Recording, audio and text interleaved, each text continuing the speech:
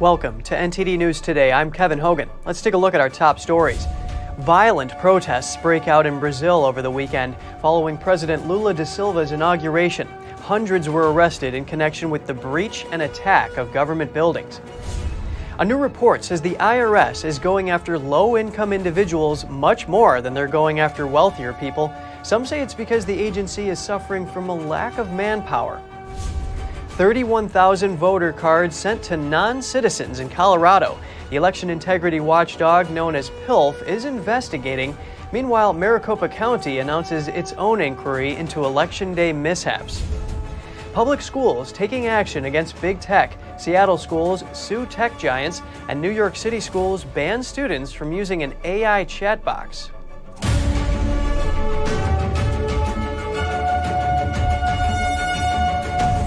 An update on the protests in Brazil. Over 400 people have been arrested after government buildings were breached and attacked over the weekend. Those include the country's Congress, Supreme Court, and presidential palace in the capital of Brasilia. It comes a week after President Lula da Silva was inaugurated. We hear some analysis on the timing and condemnations of the violence. Joining us now to discuss is Marcos Chatbot, the editor-in-chief of the Epoch Times Portuguese. He joins us from Brazil. It's great to have you with us today, Marcos. Thank you for having me. The protests in Brazil over what Bolsonaro supporters say was a rigged election seemed peaceful before the new year. What do you think may have caused this outbreak of violence?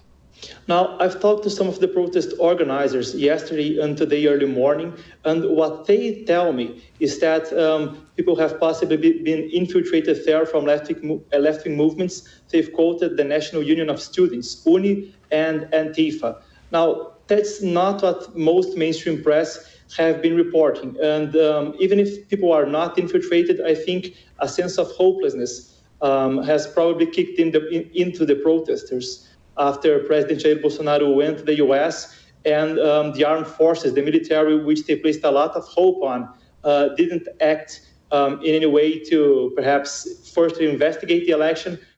Speaking of the protesters themselves, in the aftermath, arrests have been made, but some protesters seem unwilling to back down. What might happen now, and what does this mean for Brazil politically?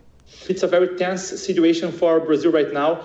In the aftermath of the breach of the government buildings, Lula has basically given himself extraordinary powers in the federal district region, the region of Brasilia. What basically this means is that the public security apparatus of that region has extraordinary powers to act in the sense of perhaps making arrests or using extraordinary financial resources.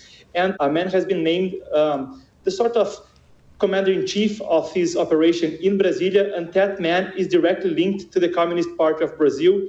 So we're about 8 days into the administration, and we already have a situation where Lula, who has authoritarian inclinations, and friends including Nicolás Maduro in Venezuela and Daniel Ortega in Nicaragua, has extraordinary power to act. And it's a very, very tense situation. I don't know where it is going, and the possibility of repression seems real right now.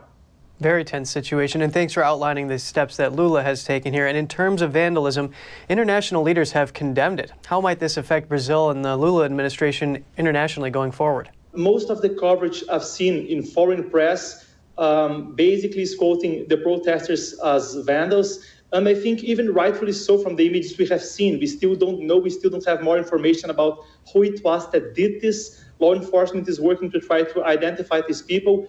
I think people will probably try to condemn President Jair Bolsonaro in one way or another for what happened, even though he himself has condemned violence and has kept mum since he lost the election mostly.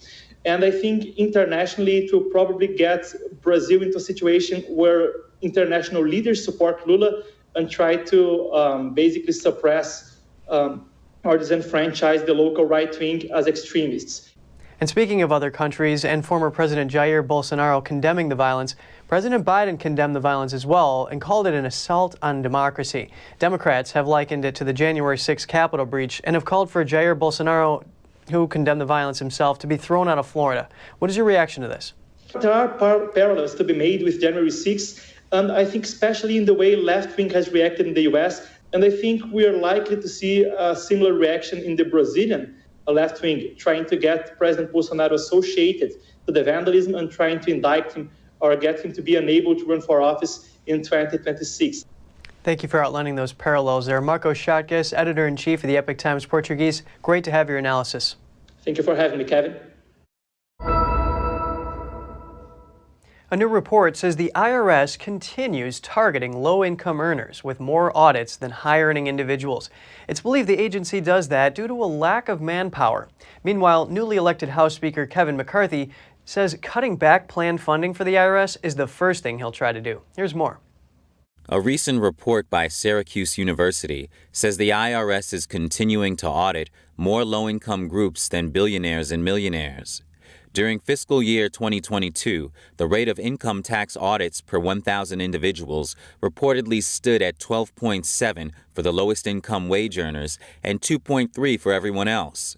This made low-income wage earners the taxpayer class with by far the highest audit rates, clocking around 5.5 times more than everyone else. The report gives a possible explanation for that, saying that low-income wage earners have historically been targeted not because they account for the most tax underreporting, but because they are easy marks in an era when IRS increasingly relies upon correspondence audits, yet doesn't have the resources to assist taxpayers or answer their questions. The report comes as Republicans have said they'll repeal the Biden administration's push to hire 87,000 new IRS agents. The Inflation Reduction Act had set aside $80 billion in funding for hiring the new agents. Only around $3 billion was set aside for taxpayer services, with around $45 billion going for tax enforcement. The move was met with strong resistance from the GOP. In his first speech after being elected Speaker of the House, GOP Representative Kevin McCarthy said the first bill he wants to see passed is one to cut back funding for the new IRS agents. I know the night is late, but when we come back, our very first bill will repeal the funding for 87,000 new IRS. He said Republicans believe government should be to help people, not go after them. House Majority Leader Steve Scalise recently said there's legislation that's ready to go that Republicans will bring to the House floor during the first 2 weeks of 2023. It's not exactly clear yet when that will be done. A national election integrity watchdog group known as PILF is investigating what went wrong with voter registration drives in Colorado. This as 31,000 voter registration instruction cards were sent to foreign nationals living in the state. NTD's Daniel Monahan has the report. The Colorado Secretary of State's office acknowledged the faulty mailing back in October. The registration information was sent out in the months leading up to the 2022 midterm elections. PILF says the Secretary of State's office blamed a data analytical error. To clear up the mistake, the Secretary of State's office sent a second mailing to non-citizens. It informed them that the first mailing had been sent in error. It also clarified voter eligibility requirements. Investigators say Colorado's contractual relationship with the Election Registration Information Center, or ERIC, needs to be examined. ERIC is a nonprofit organization offering voter roll services to 32 states. PILF asserts that ERIC played a significant role in the problems. Meanwhile, PILF has been embroiled in a year-long legal battle with Secretary of State Jenna Marie Griswold. They want to force her to make election roll maintenance records public. PILF investigators have made various requests to inspect and copy election roll documents. She has refused to oblige their requests, citing various legal exemptions. In August of 2021, PILF formally notified Griswold that she was in violation of federal law.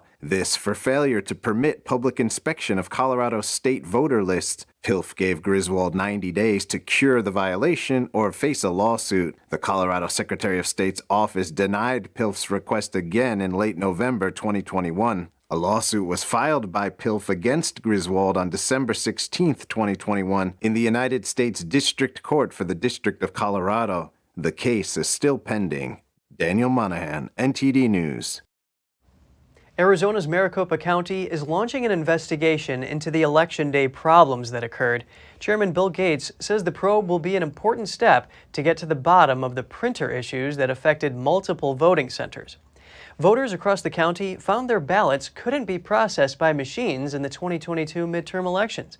That problem led to long lines at voting centers and workers having to tabulate the votes at a later date. At least 70 of the county's polling sites were affected, representing some 17,000 ballots. A cyber expert who examined ballots said he found 19-inch images printed on 20-inch paper, causing processing problems. The information was revealed during a trial held for a lawsuit brought by Kari Lake. Republican Ben Sasse has officially given up his chair in the Senate. The politician from Nebraska is taking on a new role as president of the University of Florida. Sasse leaves the Senate a mere 2 years into his second term. This after the University of Florida Board of Trustees voted unanimously in November to appoint him president. Sasse has had a frayed relationship with Republicans since his outspoken criticism of former President Donald Trump. He was one of 7 Republican senators who voted to convict Trump in his second impeachment trial. That legal proceeding stemmed from the January 6 breach of the U.S. Capitol. President Biden visited the U.S.-Mexico border yesterday. He flew into El Paso, Texas, where he was greeted by Governor Greg Abbott.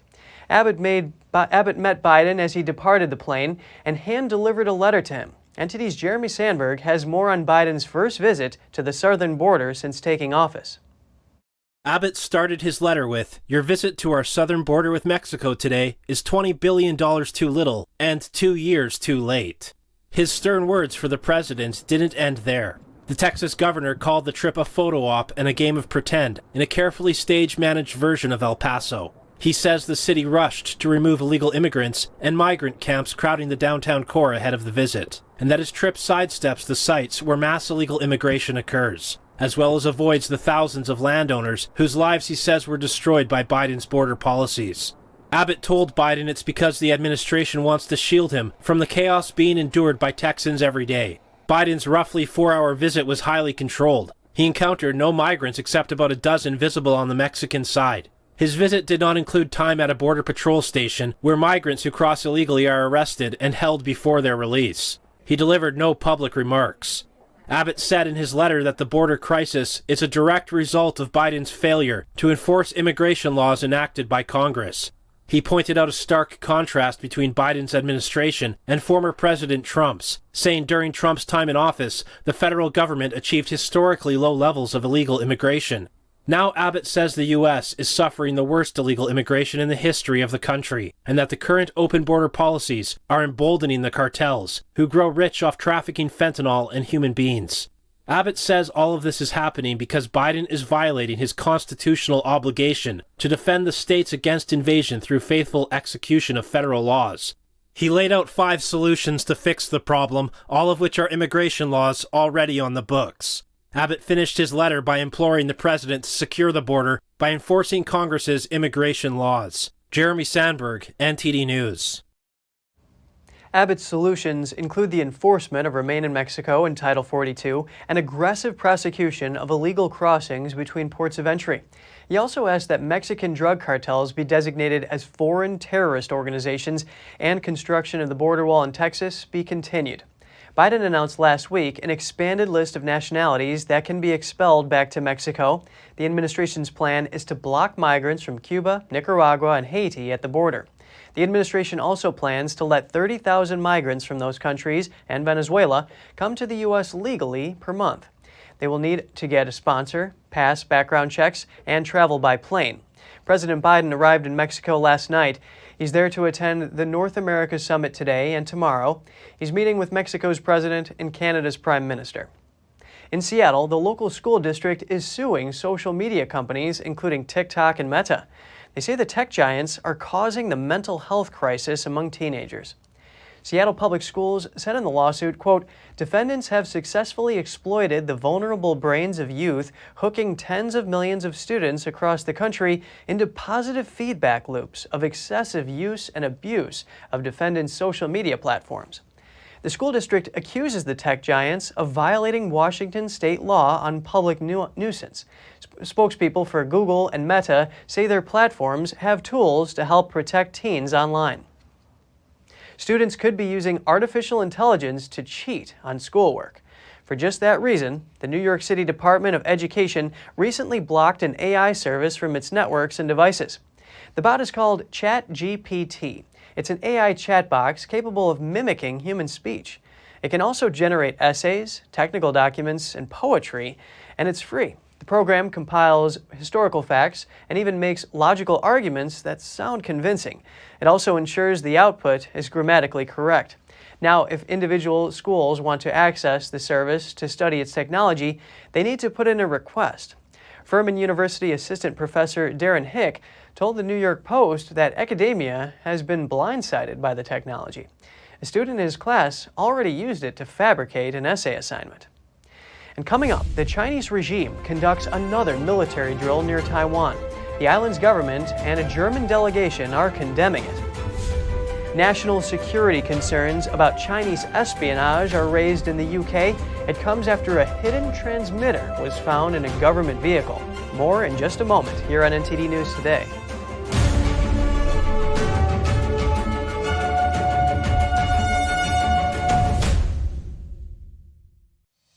We're entering an unprecedented period of economic turmoil. The economy is unstable, our government is in shambles, and the global war on energy has created a domestic crisis. Americans need a way to protect their financial future. One way to ensure your wealth in retirement is by purchasing physical gold and silver. We can help. You can roll any part of your retirement account into a gold or silver IRA. Better yet, you can open a gold or silver IRA in 5 minutes or less using our online application. Preserving your family's financial legacy is a choice that's always available to you. And when you're ready, we're here to help. Call us and speak to one of our IRA professionals. Let's build your financial legacy together. GSI Exchange, wealth for generations to come.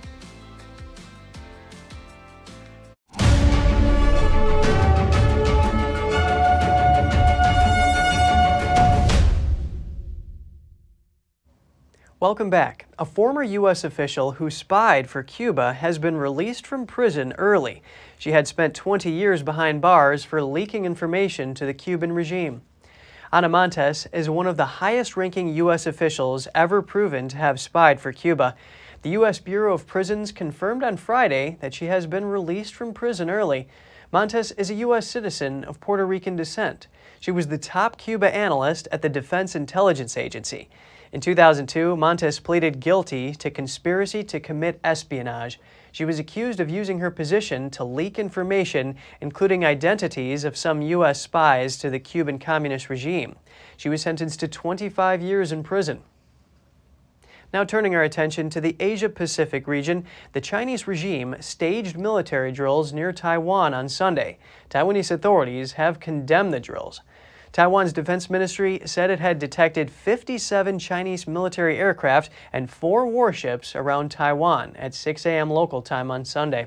28 of those aircraft entered Taiwan's Air Defense Identification Zone. Taiwan said it scrambled aircraft, naval vessels, and land-based missile systems to monitor China's activities. Taiwan strongly condemned the drills, and a delegation of German lawmakers visiting Taiwan also joined in.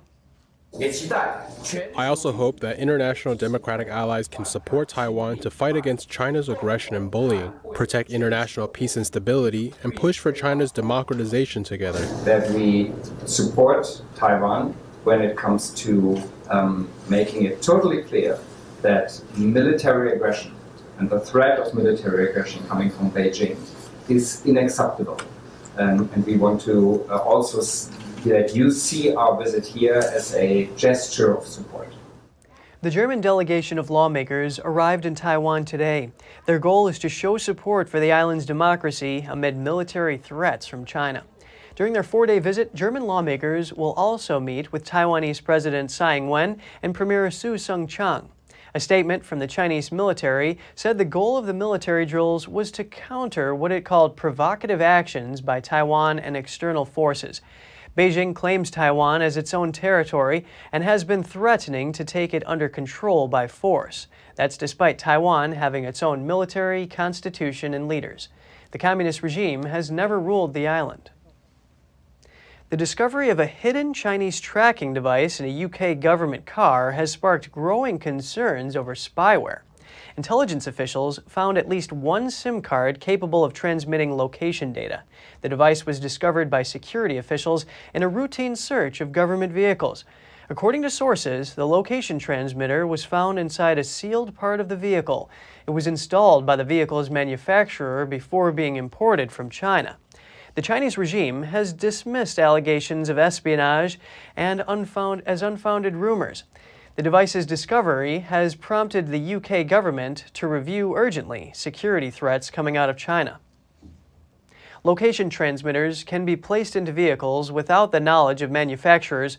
According to security sources, the pre-installed SIMs in the electronic control units are sent to manufacturers as sealed units.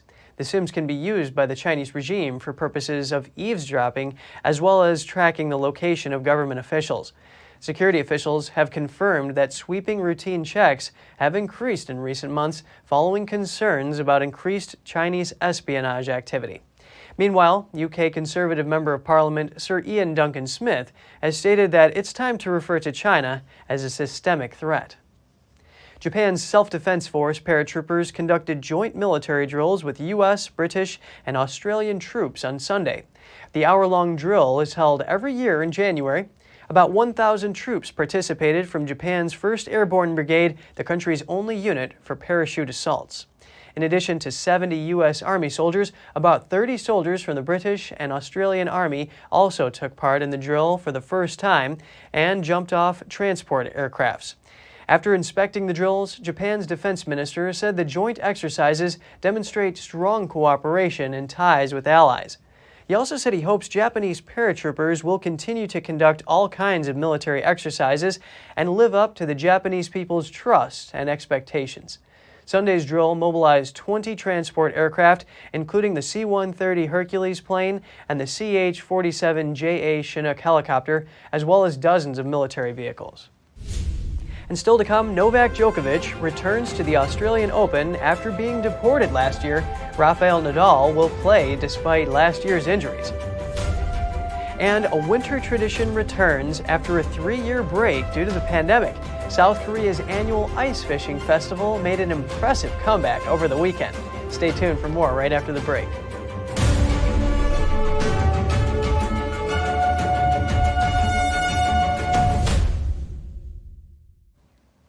Cuba is allowing baseball players who fled the country back on its national team. That includes some players on major league teams in the U.S. It's an unprecedented move. For decades, Cuba has excluded baseball players who left the island, but the communist country may be running out of options. Local media reports that more than 650 baseball players have left the country in the past 6 years. This new-style Cuban national team is set to play in the upcoming World Baseball Classic in March. The preliminary roster of 50 ball players includes 12 who live abroad, another 16 who are contracted under the Cuban Federation, and 22 who play in Cuba's domestic league.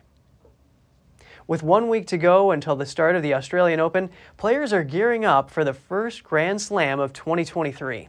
Tennis veterans will vie for records, while newer players hope to seize glory. Novak Djokovic is back in Australia after being deported last year due to his vaccination status. He will be looking to pick up where he left off and build on his Australian Open title from 2021. The Serbian needs just one more Grand Slam trophy to equal the men's record for the most titles. The current men's record is held by last year's Australian Open champion Rafael Nadal. Nadal will return to competition despite multiple injuries in 2022. Current world number 1 Carlos Alcaraz will be missing because of a leg muscle injury during preseason training. In the women's draw, world number 1 Iga Swiatek will be looking to win her 4th Grand Slam title and add to French Open and U.S. Open trophies she took home in 2022. Last year's Women's Australian Open winner Ash Barty has since retired. The tournament starts January 16th and goes until January 29th. In South Korea, a winter celebration is underway. The annual ice fishing festival has made a comeback. After a 3-year break due to the pandemic, South Korea's annual ice fishing festival made an impressive return on Saturday. About 129,000 people braved below freezing temperatures for a chance to catch trout on a frozen lake. The festival was held in a city 75 miles north of capital Seoul. Some participants dig a small hole through the thick ice on the frozen lake to catch the fish. Others choose to jump into a pool of freezing water to catch the fish with their bare hands. Police officers, medical, and disaster response teams were mobilized to ensure the safety of the participants. The festival kicked off on Saturday and will continue until January 29th. Mindfulness and meditation can significantly lower stress levels. This may explain why they can also help to control your blood sugar. Here's Gina Marie with Strong Mind and Body.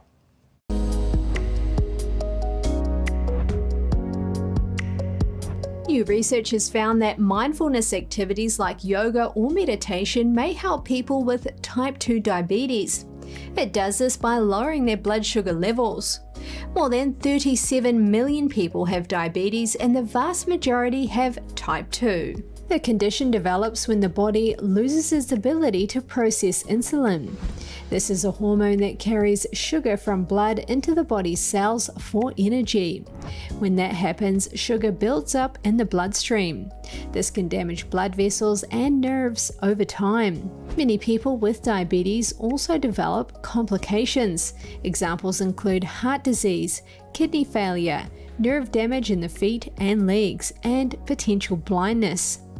The key to controlling blood sugar levels is by eating a healthy diet. The diet needs to be high in whole foods and low in processed foods. This can minimize the risks. Researchers looked at 28 published clinical trials that tested various practices, most focused on yoga. Yoga combines physical postures with breathing techniques and meditation. Other trials looked at qigong, guided imagery, or meditation.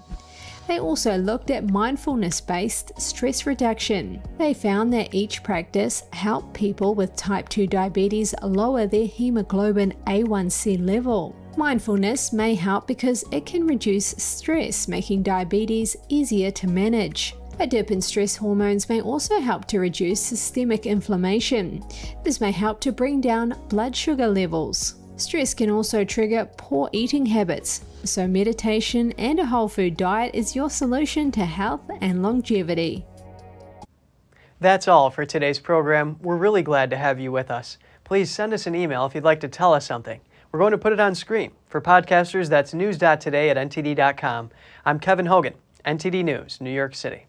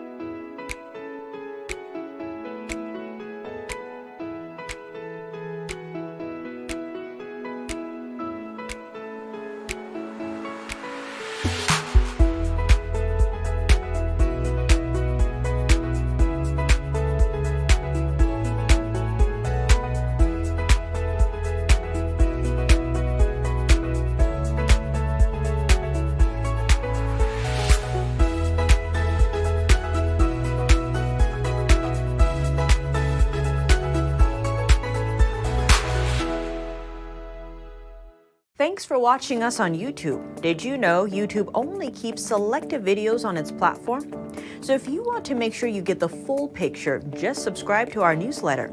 Go to newsletter.ntd.com and sign up. It's free.